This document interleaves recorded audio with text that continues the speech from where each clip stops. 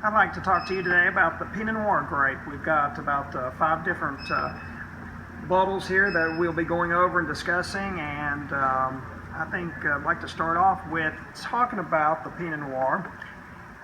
What a finicky little grape variety this is for grape growers and wine makers. It's absolutely one of my favorites. It should be one of your favorites as well. The reason that I think I like it so much is because it is one red wine that I consider a go-to wine for anybody, most of the time, any place, any party. Pinot Noir definitely would be the go-to for me. I love it because it has a little bit of tannin, a lot of nice fruit to it, not overly dry like a big Cabernet or a Merlot that you might have heard of. It's soft enough though that it can be enjoyed with a multitude of different foods, even grilled foods like even salmon or even halibut. Some of your fish I've had the Pinot Noir with, and it's so enjoyable with your lambs, even your burgers, pizzas.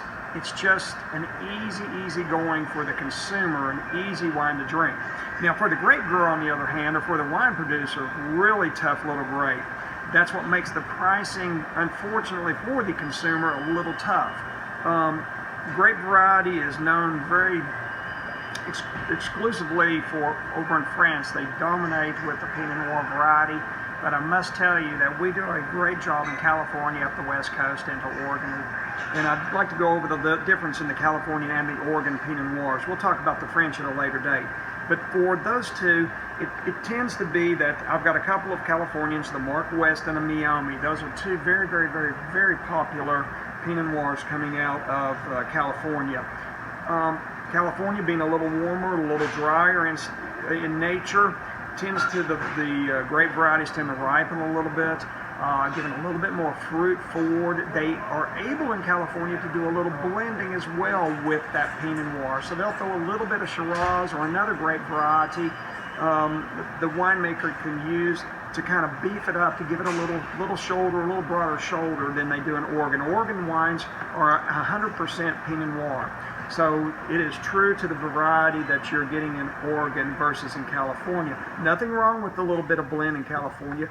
It gives the people that normally like a Cabernet, a Merlot, something with a little bit more body, they can kind of come back down to these California Pinot Noirs and really enjoy them because they give them some nice density, some fruit, a little bit more tannin, a little less acidity coming out of California. The Oregon side over here, 100% Pinot Noir. Climate is a little cooler. In September, it really starts about the time they start to do harvest, the rains start to come in. So they're always kind of fighting, if can they get the grapes in just a little before the rain, or do they have to prolong it and harvest post rain or during rain.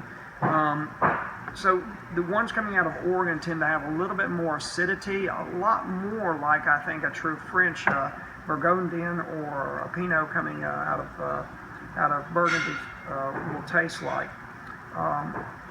Once again, just going over the two from California or from the Oregon, they're all very similar, and the last profile is being very easy to drink. I definitely would recommend a Pinot Noir to the person that hasn't had a lot of red wine experience, as well as to the person that loves a big Cabernet. I think that Pinot is an easy go-to that you can enjoy anytime, any place. Thank you very much, and I hope you enjoy a Pinot. Cheers.